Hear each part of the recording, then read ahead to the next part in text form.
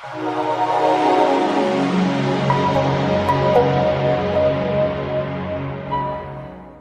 Hello welcome to 9 roses media.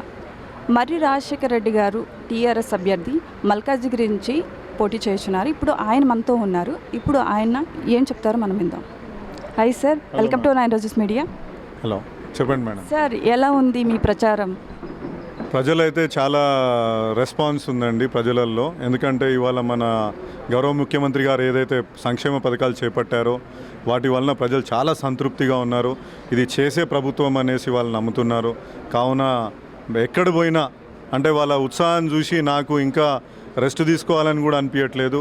ప్రతి దగ్గరికి పోయి ఇంకా ప్రచారంలో పాల్గొనాలి. మండు టెండల్లో అయినా వాళ్ళు వచ్చేది చూసి నాకు కూడా ఉత్సాహం, ఇంకా ఒక ఎనర్జీ, అదేమంటారు, గ్లూకాన్ డి తాగినట్టు అనిపిస్తుందండి. సో ఇంకా కూడా నేను ప్రచారంలో ఇంకా ఉధృతంగా ప్రజలకి వద్దకు వెళ్ళి అన్ని డివిజన్లను కూడా కవర్ చేయాలి, అన్ని సర్పంచ్ల గ్రామాలను కూడా కవర్ చేయాలనేది కూడా అనిపిస్తుందండి. ఇప్పటివరకు 75% పూర్తి చేస్తాం, ఇంకో 25% కూడా పూర్తి చేస్తామని అనుకుంటున్నాను.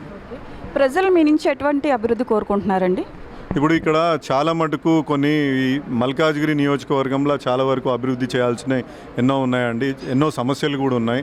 ఫర్ ఎగ్జాంపుల్ మీకు చెప్తుంటే ఎల్బీ నగర్కి సంబంధించే చాలా సమస్యలు ఉన్నాయి. వాటిని అన్నింటినీ కూడా అడ్రస్ చేయాల్సిన అవసరం ఉంది.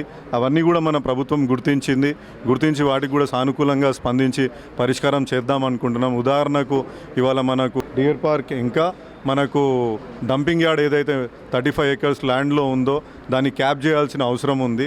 ఎందుకంటే అది చాలా పొల్యూషన్కి కారణమవుతుంది. అలాగే అక్కడ పాత పోచంపల్లి రోడ్ అనేది ఒకటి ఉంది.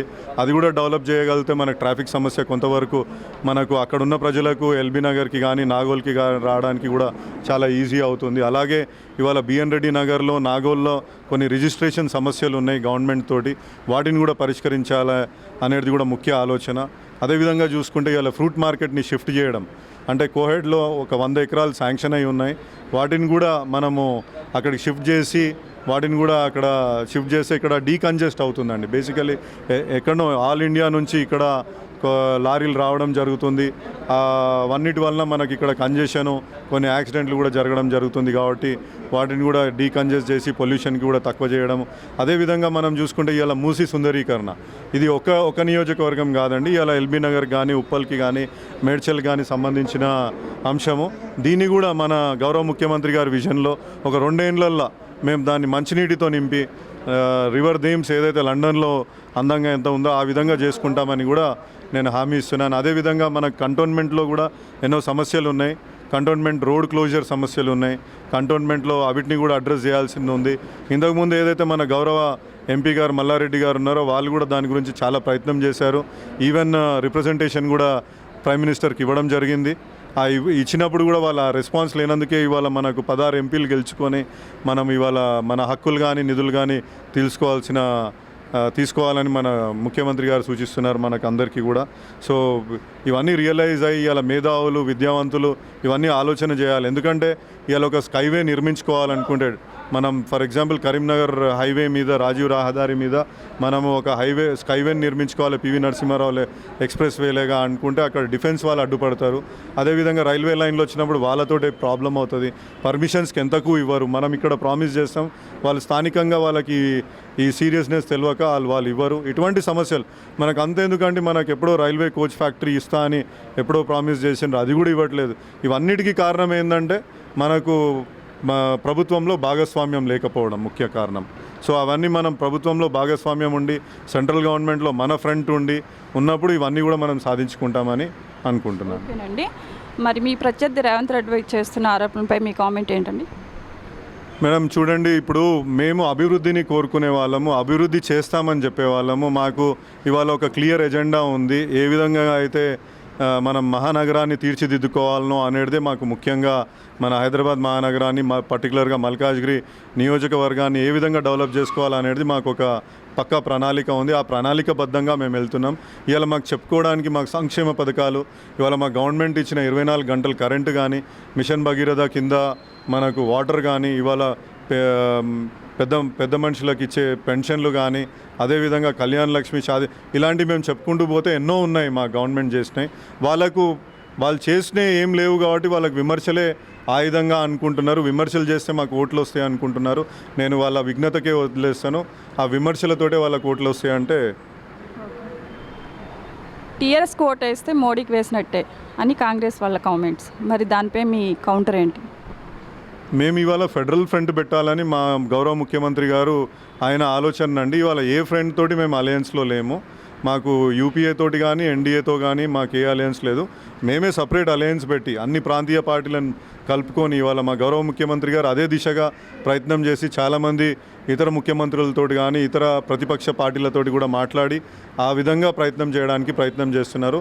సో మా గౌరవ ముఖ్యమంత్రి గారు ఒక ఫెడరల్ ఫ్రంట్తో ఒక మనకు భారతదేశానికి కూడా ఒక మార్గనిర్దేశకం చేస్తాడని నేను అనుకుంటున్నాను. ఎందుకంటే ఇవాళ మనం ఏదైతే రైతు బంధు స్కీమ్ పెట్టామో దాన్నే ఇవాళ మొత్తం దేశమంతా ఆదర్శంగా తీసుకొని అదే ఇంప్లిమెంట్ చేస్తుంది. అదొక ఉదాహరణ చాలు కదా మన గౌరవ ముఖ్యమంత్రి గారి మిషన్ చూపెట్టడానికి అని.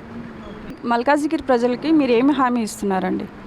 మల్కాజ్గిరి ప్రజలకు వాళ్ళకి ఏ సమస్య వచ్చినా నేను స్థానికంగా ఇక్కడ బోయినపల్లిలో ఉంటాను. నేను స్థానికుని ఇక్కడ. ఈ స్థానిక సమస్యల గురించి నాకు పూర్తి అవగాహన ఉంది. వాళ్ళకి ఎల్లబాటులో అందుబాటులో ఉండి వాళ్ళకి ఏ డెవలప్మెంట్ ప్రోగ్రాంలోనైనా వాళ్ళకి అందుబాటులో ఉండి వాళ్ళ సమస్యలు పరిష్కరిస్తానని నేను హామీ ఇస్తున్నానండి. మల్కాజిగిరిలో మీకున్న సానుకూల అంశాలు? ఇవాళ మాకు 7 ఎమ్మెల్యేలు ఉన్నారండి. 7 కూడా దిగ్గజాలు.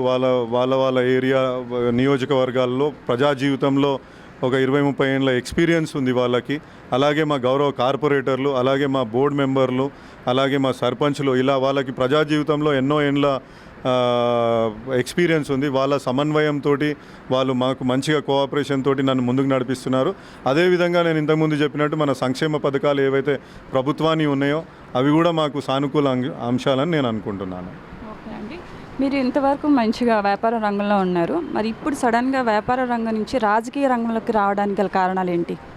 ఇది చూడండి, ఇప్పుడు మా మల్లారెడ్డి గారు ఎవరైతే ఉన్నారో వాళ్ళు మా మామయ్య అవుతారు. ఆయన 2014లో ప్రత్యక్ష రాజకీయాల్లోకి రావడం జరిగింది. 2014లో ప్రత్యక్ష రాజకీయాల్లోకి వచ్చినప్పుడు నేను కూడా ఆయన క్యాంపెయిన్ హెడ్గా ఉండి అన్నీ హ్యాండిల్ చేసేవాడిని. తద్వారా మళ్ళీ తర్వాత ప్రజలు వచ్చి వాళ్ళ సమస్యలు తెలుసుకున్నప్పుడు మనం లోక్సభలో ఏం రిప్రజెంటేషన్ ఇవ్వాలా అనే దానికి ఆయనతో చర్చించి అవన్నీ బ్యాక్గ్రౌండ్లో తయారు చేసుకొని మళ్ళీ ప్రజలకు ఉన్న ఇబ్బందులను కూడా దూరం చేసుకుంటూ ఆ విధంగా ఒకటండి. రెండోది ఏంటంటే మేము ఈ ప్రజా జీవితంలో రాకముందు కూడా అంటే కార్పొరేట్ సోషల్ రెస్పాన్సిబిలిటీ కింద మా విద్యా సంస్థల నుంచి మేము ఒక 5 గ్రామాలను దత్తత తీసుకోవడం జరిగింది. అక్కడ స్కూళ్ళల్లో బెంచ్లు కానీ కంప్యూటర్లు కానీ అలాగే మెడికల్ క్యాంప్స్ కానీ ఫ్రీ మెడిసిన్స్ కానీ సప్లై చేయడం జరిగింది.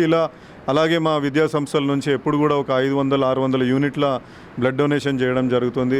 రీసెంట్లీ మొన్న కేరళ ఫ్లడ్స్కి వస్తే కూడా ఒక 15 లక్షల విరాళం కూడా ఇవ్వడం జరిగింది. ఇలా ఎన్నో కార్యక్రమాల్లో, ఇవి కొన్ని మాత్రమే, ఇవాళ ఎన్నో కార్యక్రమాలతోటి మేము స్వచ్ఛందంగా కూడా ముందుకు పోవడం జరిగింది. వీటిని స్ఫూర్తిగా తీసుకొని ఇప్పుడు ఇంకా కొంచెం మంచిగా చేయవచ్చు ప్రజలకు అనే ఉద్దేశంతో ప్రత్యక్ష రాజకీయాలకు కూడా రావడం జరిగిందండి. అంటే రాజకీయాలకు రావడానికి ఆదర్శం మీ మామయ్య గారు అంటారా?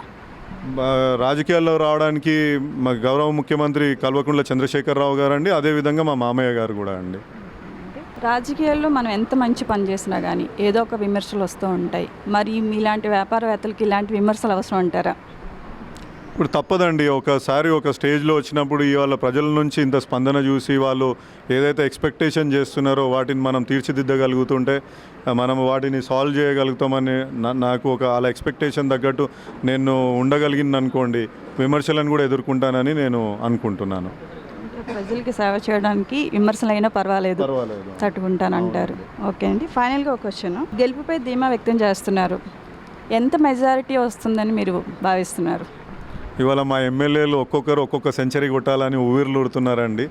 వాళ్ళు అంటే నాకు ఎక్కువ మెజారిటీ వస్తుందా, ఇంకో పక్క ఎమ్మెల్యేకి ఎక్కువ మెజారిటీ వస్తుందా అన్నంత పోటీ అంటే మాకు ఎదుటి పార్టీలతోటి పోటీ లేదు కాబట్టి మేము పోటీ వాతావరణంలో మాకు ఎంత మెజారిటీ, బ్రహ్మాండమైన మెజారిటీ వస్తుందని నేను ఎక్స్పెక్ట్ చేస్తున్నాను. ఎంత మెజారిటీ అనేది మనం ఆఫ్టర్ ఎలక్షన్లో మనం తెలుస్తుంది. ఓకే అండి, రాజశేఖర రెడ్డి గారు ఆల్ ది బెస్ట్ అండి. అధిక మెజారిటీతో గెలవాలని చెప్పి మనస్ఫూర్తిగా మా ఛానల్ తరఫు నుంచి కోరుకుంటున్నాము. Thank you.